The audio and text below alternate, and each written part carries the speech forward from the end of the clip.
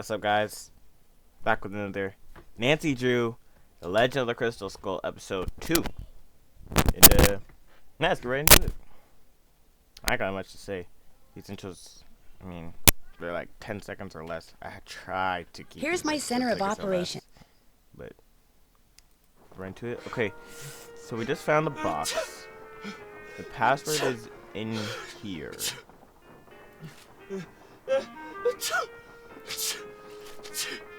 So I got the password here. It's LEDE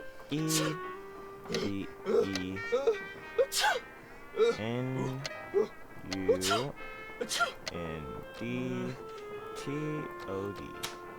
There we go.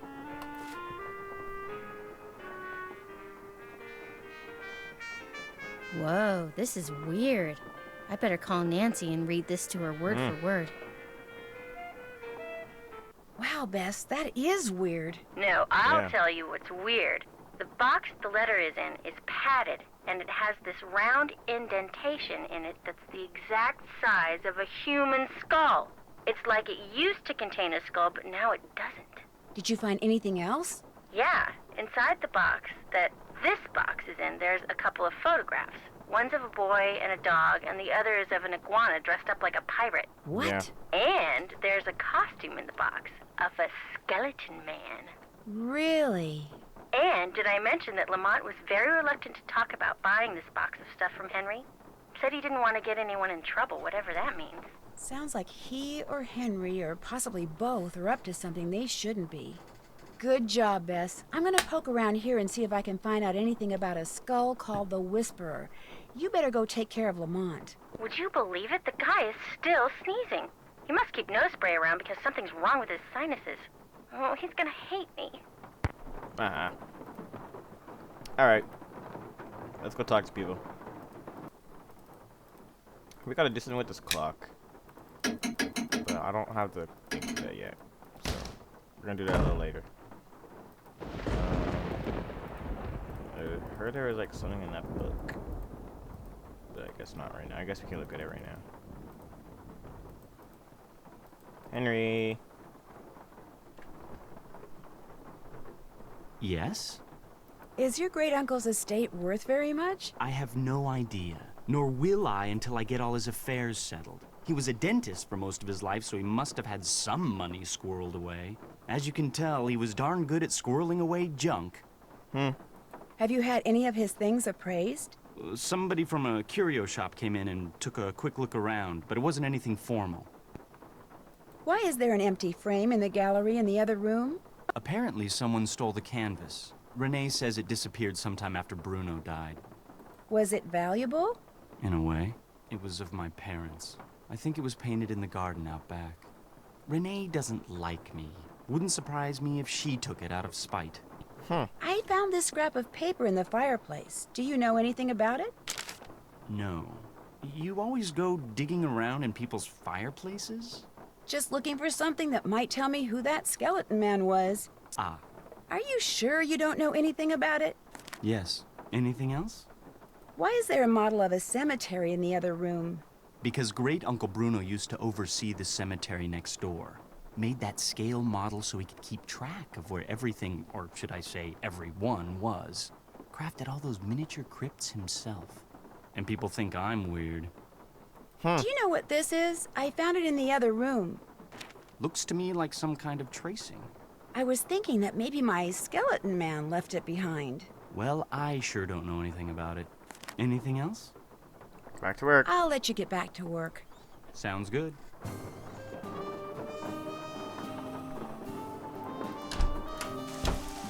Renee. Hello again. Have you ever seen this before? I found it by that scale model of the cemetery that's inside the house.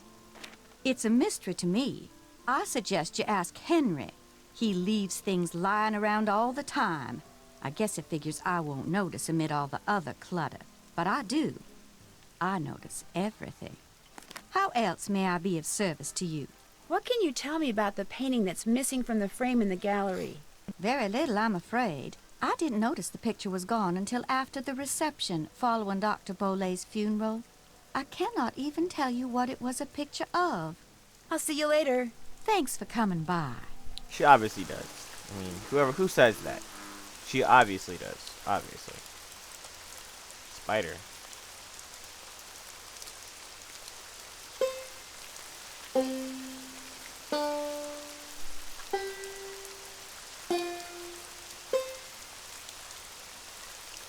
Definitely didn't do that right. Can we leave? Creepy spider. What's in that pot over there? Guess we'll never know. Hey, Michael. Store checklist. All done. Can't check that off yet. I haven't done that. Check. Still have to do that. Can't check that off yet. Explore the little room that's off the landing. Can't check that off yet. Yet. I haven't done that.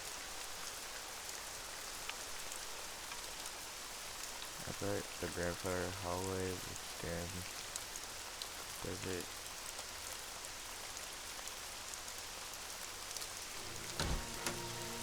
I don't like how this game gives me no hints. I mean, you gotta call for hints, like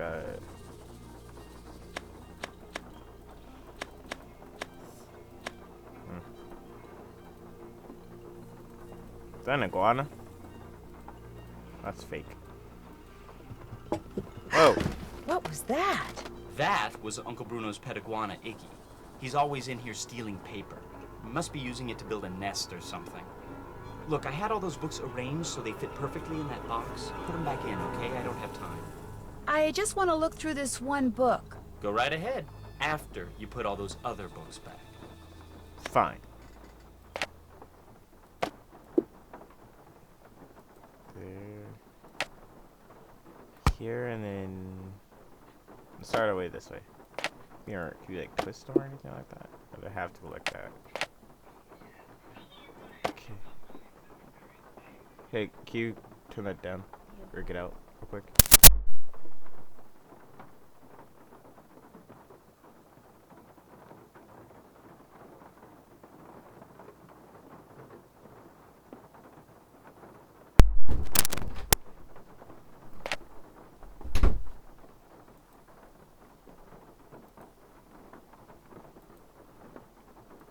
There.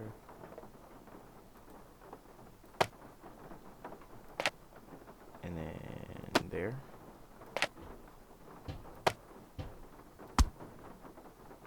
These books have to fit long ways.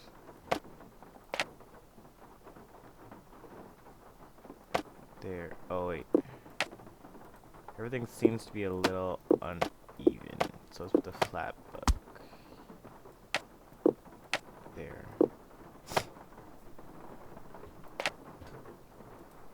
Can fill this up with like this one and that one,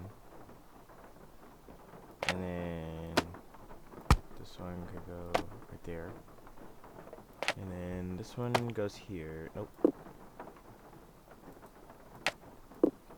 can't go there. Can go like there, there. No, let's get the big books in first.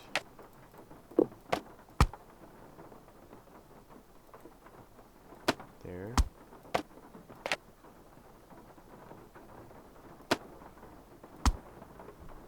There. Okay, in there. No. Long books. There. And then there.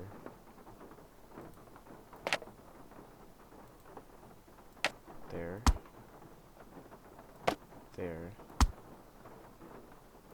Just stack it up accordingly. Hopefully this works. Ooh! That is smooth. Hey, hey, hey. Time to take a picture.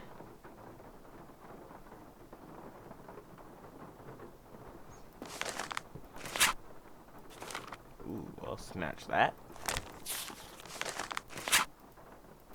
Alright. That is not how I arranged it. I think. But it's close.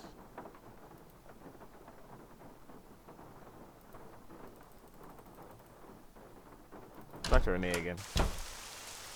Hello again. Did Dr. Bolet ever say anything to you about a crystal skull? He may have referred to it as the Whisperer. No, he never so much as mentioned a crystal skull, whispering or otherwise.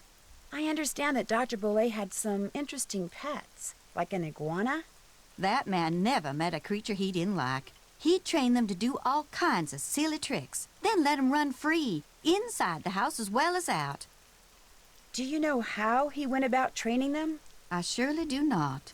Don't get me wrong. I like Dr. Bolet, I truly did. But I swear, sometimes his activities made as much sense to me as bathing in a bayou full of gators. I'll see you later. Fare thee well. I mean, he was kind of rich, wasn't he? Because he must have like bought all these exotic pets. Wrong way.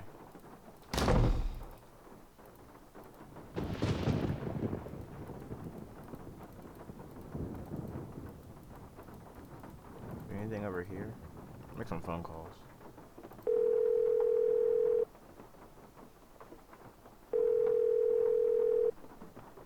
Yes, hello? Hi, my name's Nancy Drew. Is this Professor Hotchkiss? I am she.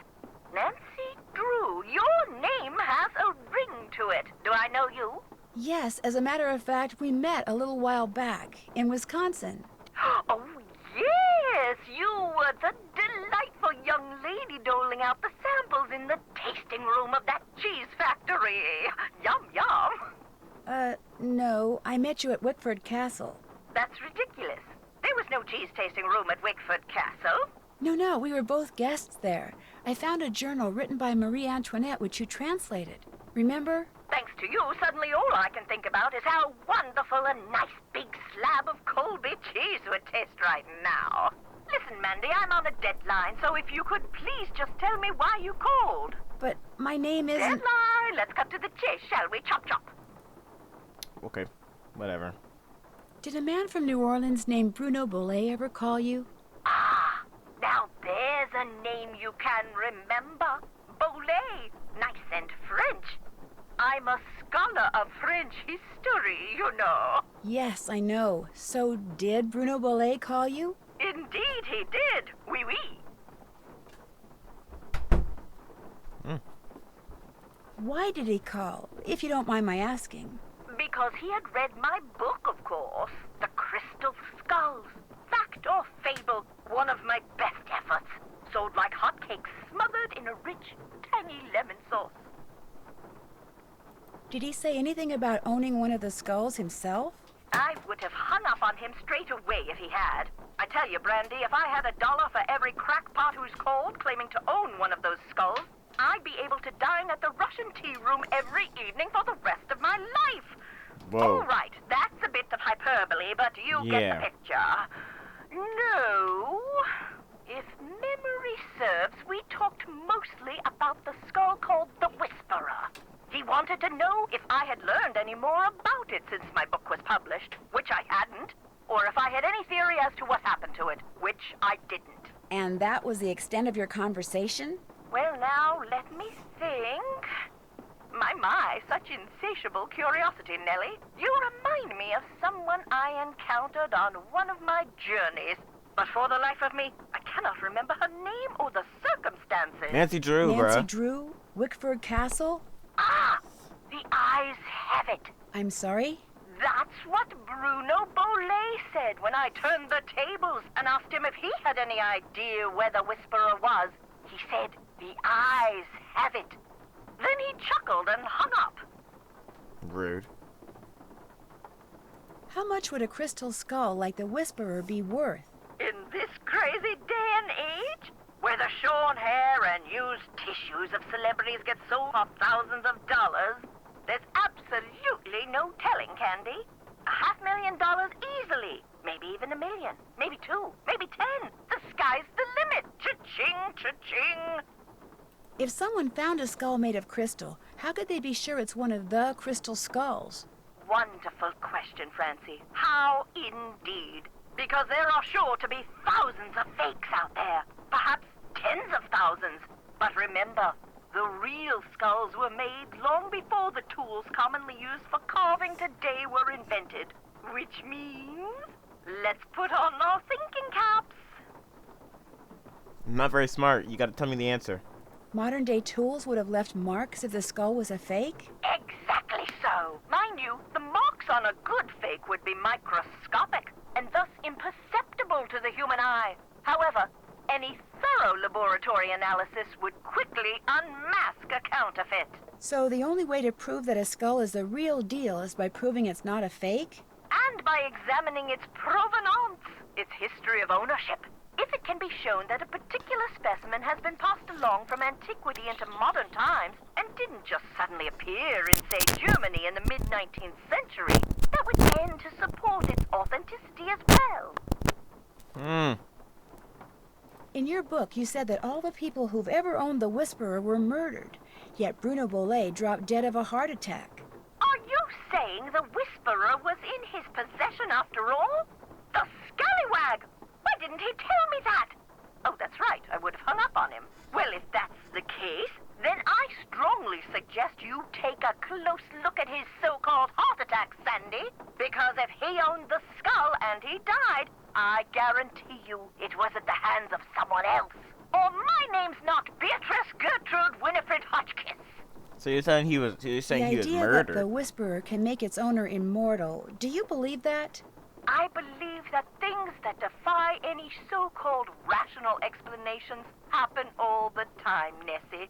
Now, does that mean there are mysterious external forces at work in the universe of which we do not and cannot ever have full knowledge? Or does it all boil down to us? If the human heart desperately wants something to be true, does the human mind have the power to make it true? Who knows? Oh, questions, questions, questions. Oh, how dreary life would be without them. I'd better go. Thank you. Toodaloo! Bye. Let's call Ned.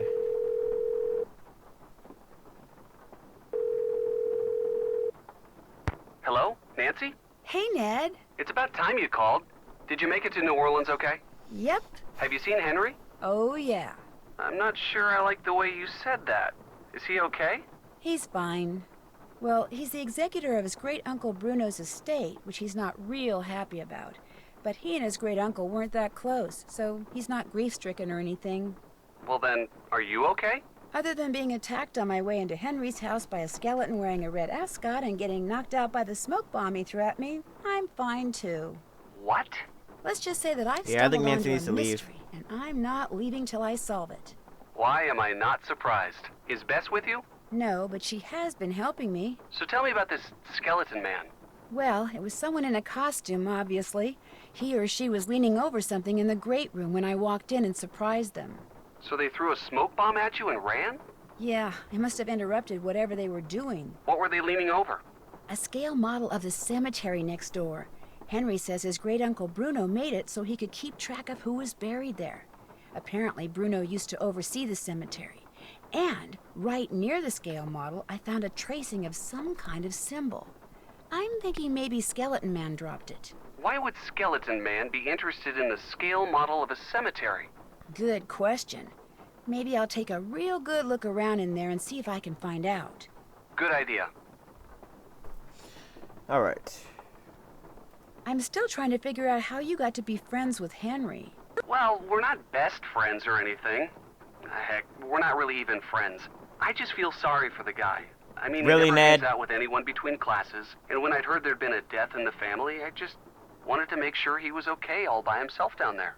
Don't worry, he's fine. A little strange, maybe, but fine. That's good to hear. You know, you're a pretty nice guy. Yeah, I know. I ain't messing with Bruno. I mean, I ain't messing with this Henry dude neither. He's weird. Right after Henry's great-uncle Bruno died, someone stole one of the paintings from his gallery. Just took the canvas and left the frame. Anything else missing from the house? I don't think so. At least no one has said anything. Of course, the only people here are Henry and Bruno's housekeeper, Renee. And this house is so full of stuff, Even if something else was missing, it would be ages until anyone noticed. You think the missing painting ties in with your skeleton man somehow? Maybe. Yeah. Wire in, guys. Wire in. No. Yep. Yeah. I mean, I have no idea how it ties in, but my gut feeling is there's some kind of relationship between the two. Well, if there is, I'm sure you'll find it. I know we'll Bruno find it. Bolet's housekeeper, Renee, is still here, despite the Usually fact that takes she a and Henry while. don't really get along that well. Why do you think she's staying on? She says it's because Bruno paid her in advance. But you don't believe her. No. 10% of Bruno's estate is supposed to go to her. Only she thinks, and with kind of good reason, that Henry's been selling off Bruno's assets on the sly. So it wouldn't surprise me if she's staying on so she can try to bust him. What's this kind of good reason stuff? I know for a fact that Henry sold a box of Bruno's things to a local curio shop. So this Renee person isn't just being paranoid. What this Renee person is freaky. In what way? She wanted me to drink some strange-looking concoction after I passed out from the smoke bomb, but she refused to tell me what was in it. And she wears this weird little pouch around her neck.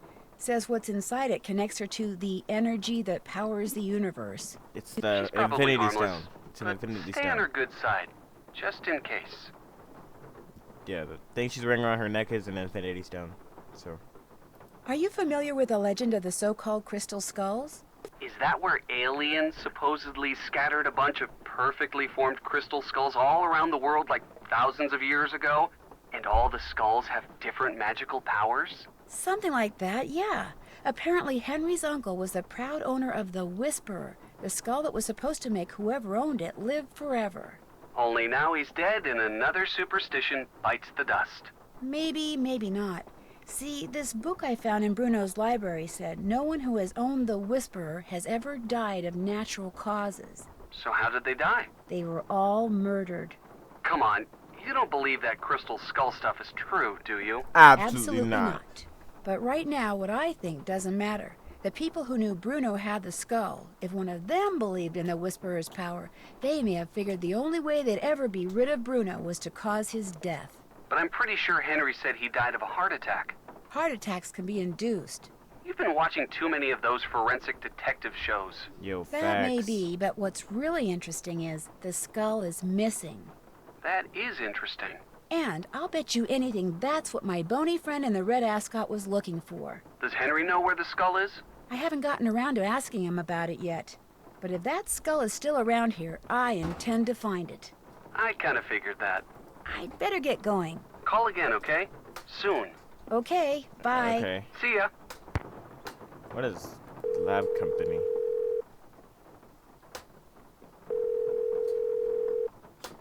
Due to current weather and road conditions, cab service to the greater New Orleans area has been temporarily suspended. We regret being unable to serve you at this time. Billy, get me out of here.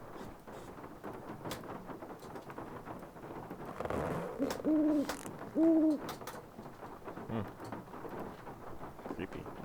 It's like the rest of this house. Books, books, books.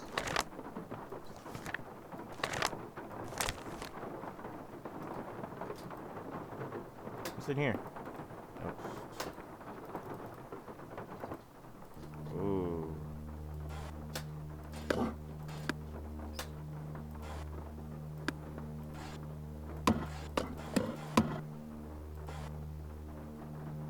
I'm good to do this, right? I want the eyeball.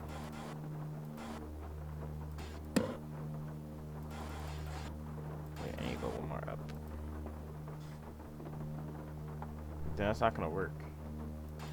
I just gotta block it with this.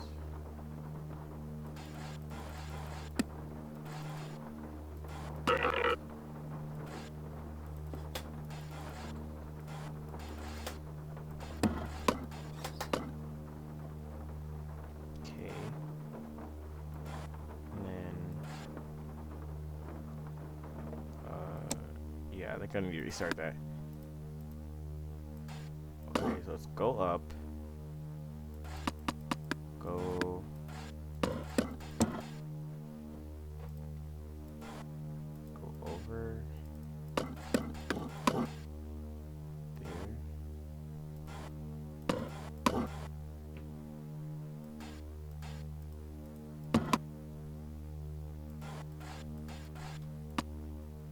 I don't know what I'm doing. I don't know how to do this. Oh well. Who cares? Let's look in here. That wasn't there.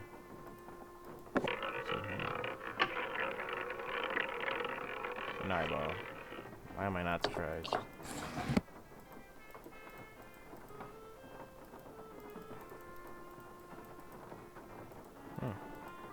I'm not sleeping in here, guys. Like, I'm not living here for 2 days. It's not gonna happen. No. No, no, no. Did that. Still have to do that. That's Camry.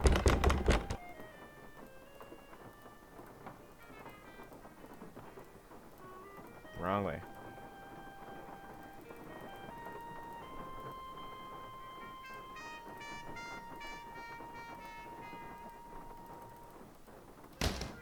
Henry. Yes? How did Bruno die, if you don't mind my asking? Just dropped dead in the front hallway. I mean, the guy was 95 years old. Here, check it out. Myocardial infarction. That's doctor speak for heart attack. Attending physician Dr. Gilbert Buford, 504-555-9970.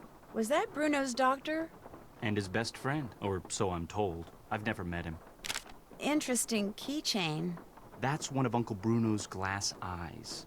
It's the one he was wearing when he died. How nice. Anything else? I'm afraid you're going to be stuck with me for a while. Let me guess. Because of the big storm that's blowing in. Everyone in the city's freaking out and you can't get a cab. Bingo. Person at the bank told me. Just before she put me on hold for 2 hours. Don't worry, we've got plenty of food here. Beds, candles. You're welcome to stay. I'll check back with Thanks, you later. but no Sounds thanks. I'm good. sleeping outside. Creepy.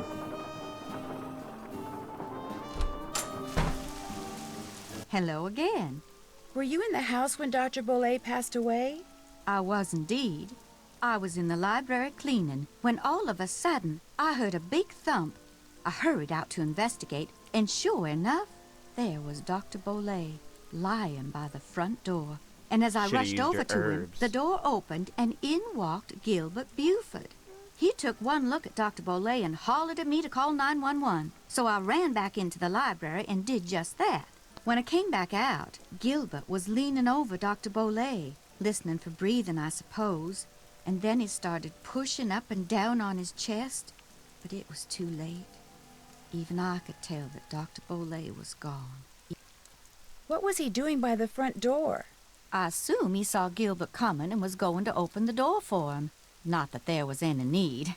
As you yourself discovered, people around here seldom lock their front doors during the day. But you know, in the back of my mind, I have always wondered about Gilbert Buford showing up at the door at that exact moment. I guess. I'd better get going. Come see me anytime. Let's give that boy a call.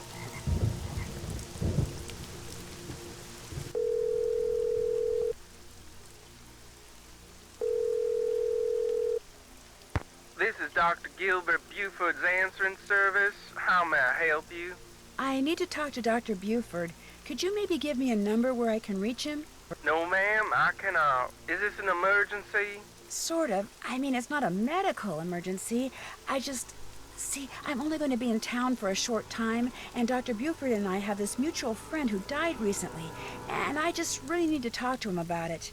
Need some consoling, huh? Sure. Yes, I need some consoling. That's it exactly. Well, tell you what. It's against the rules to give you his phone number, but I can tell you that now that he's all but retired, Dr. Buford spends most of his evenings at his favorite gumbo stand down in the French Quarter. If you really need to talk to him, you can probably find him there. Great. Do you know the address? It's at the corner of Rampart and Domain. Did you say Rampart and Domain? I did indeed. Granny Pumpkin's Cajun cooking. They make some darn fine gumbo. Thank you. Thank you very much. You're welcome, and I'm truly sorry about your loss. My loss? That mutual friend Yeah, of right, yours, yeah, Dr. right, Buford? right. Oh, right. Thank you. That's very kind of you. Bye. Call Bess. She's right there by that food truck, I guess. Hello? Hi, Bess. It's me. So what's been happening? Tell me everything. Well, let's see. Since the last time we talked, I was just about getting ready. Interesting stuff. But the reason I called is, I need you to talk to this doctor named Gilbert Buford, who, as it turns out, likes to hang out at a gumbo stand called Granny Pumpkin's Cajun Cookin', which should be right across from our hotel. You just want me to talk to him? Just talk to him? That's it? That's it? Nothing nefarious? No black ops stuff? He was Bruno Bolet's doctor, and apparently his best friend, too. I just need for you to see if he thinks there was anything weird about the way Bruno died. What do you mean by weird? I mean, I kind of think maybe Bruno was murdered. Murdered? By whom? That's what I'm trying to figure out. Everyone's a suspect at this point. Including this Gilbert Buford guy? Well, Great, I'm gonna be chatting up Jack the Ripper. oh, I'm sure the guy's fine, but be subtle, just in case. Well, I can He see only the looks gumbo about stand from my 5'5", balcony. 130 He's the guy pounds. that's sitting down there. I guess he looks harmless. Okay, I'll go talk to him. Thanks, Bess. Let me know what happens. Cheerio. Man looks about 5'5", 130. He shouldn't be too attacked. He shouldn't attack us too hard, I guess. Why, hello, young lady. How kind of you to grace an old man with your lovely presence. Sure.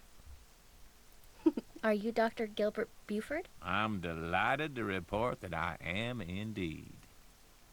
Your answering service said I'd probably find you here. This here is my favorite spot in the whole city. Delicious gumbo, pleasing view, particularly now, I might add. My name's Bess Marvin. Really, I'd like to bruh? ask you some questions ain't about slick. Bruno Bolet, if that's okay. I'd prefer subject matter of a happier nature, but I do not want to seem inhospitable, so what is it you want to know?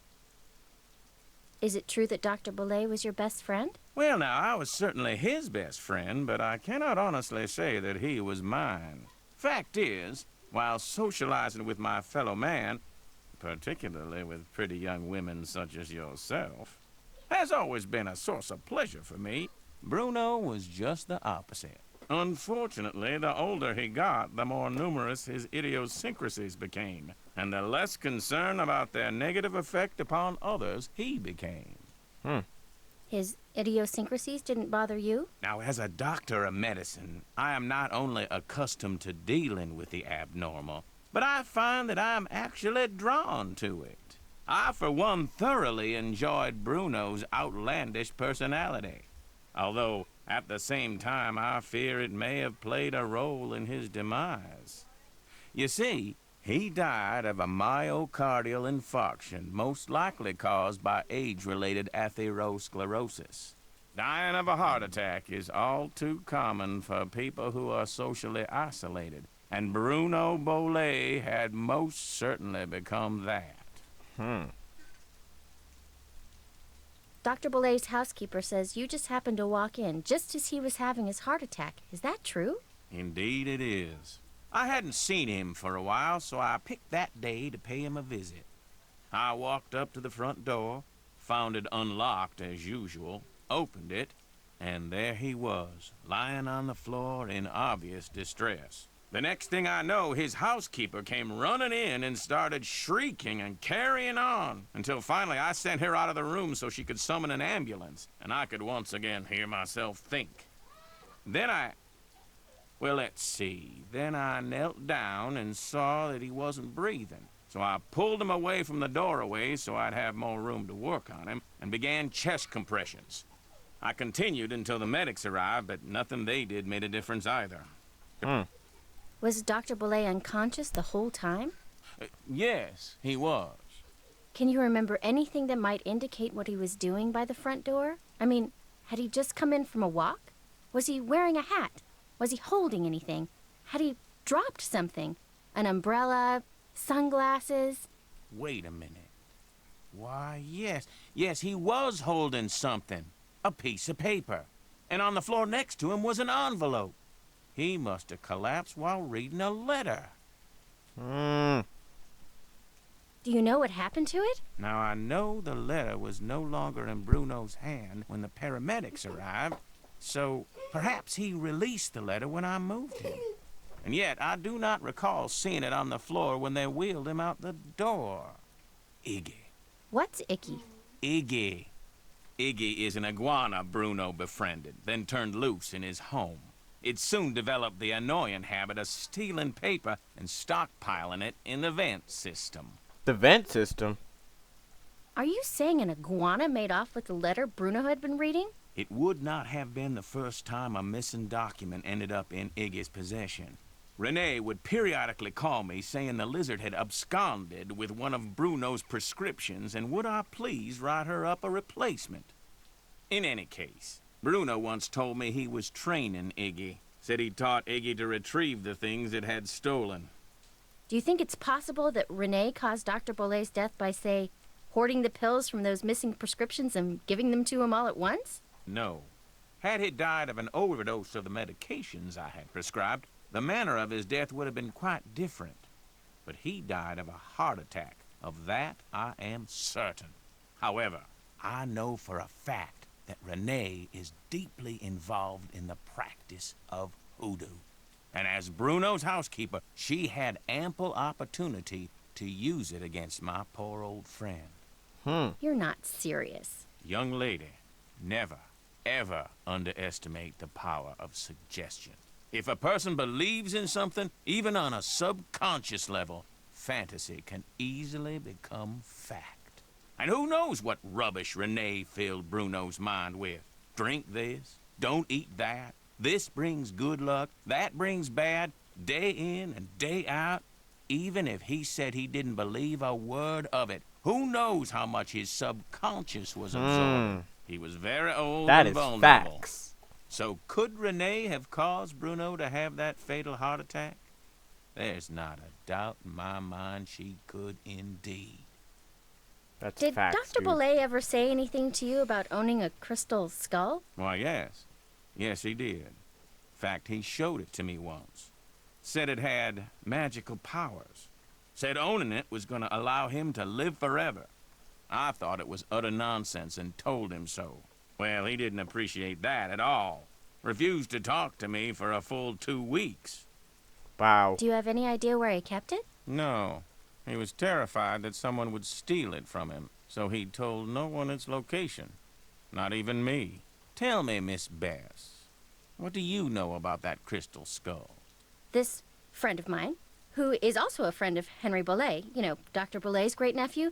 Anyway, while she was visiting Henry, she saw this book in Bruno's library about the legendary crystal skulls and was kind of intrigued and thought that since Henry said that you were pretty much Bruno's only friend, maybe Bruno had said something to you about it, and as it turns out, he had. That's all I know. I see. Well, much as I'd like to believe that skull holds the key to immortality, I'm afraid Bruno's passing proves it's worthless. Exactly. Although it would make an attractive paperweight, as I recall. Tell your friend not to give it another thought. Did they do an autopsy on Dr. Bolet? No. Given Bruno's advanced age and the absence of any indication of foul play, an autopsy was deemed unnecessary, and the body was cremated according to Bruno's wishes. I've bugged you enough. Feel free to drop by any time. All right, let's call Nancy.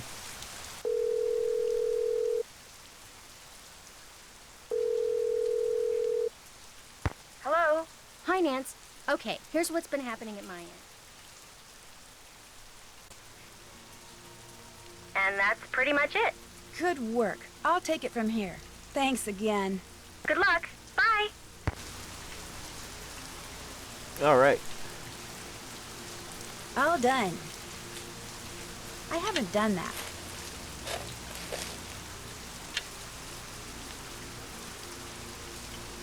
I haven't done that. Check. Still have to do that. All done. Check. I haven't done that. Did that.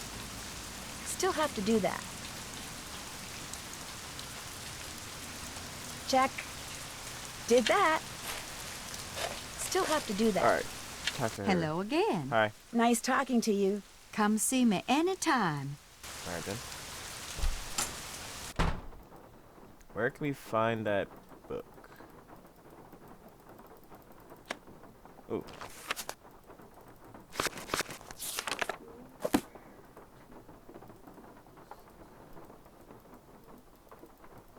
I mean that paper, not the book. Paper.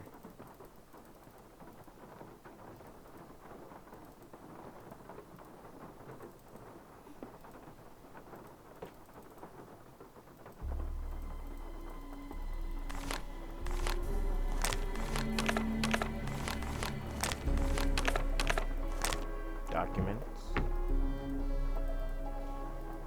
Yes? I'll stop bugging you now. Groovy. Try to ask for hints or something like that. Jeez, my phone. Ned.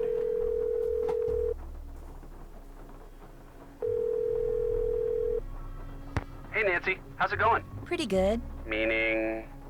Bruno Bolet's doctor, Gilbert Buford, was apparently Bruno's best friend as well.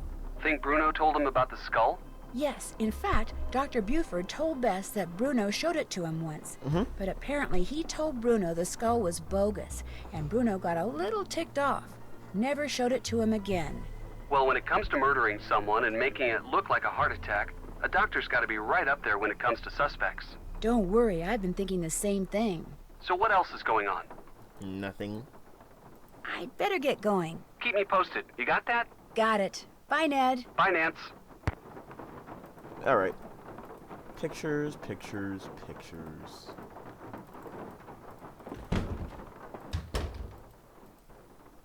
Alright. Also round it off here then. Move out the way. I'm trying to see Darren. Watch out. Alright. Thank you guys for watching. Stay tuned for part 3. Episode 3. So, peace out.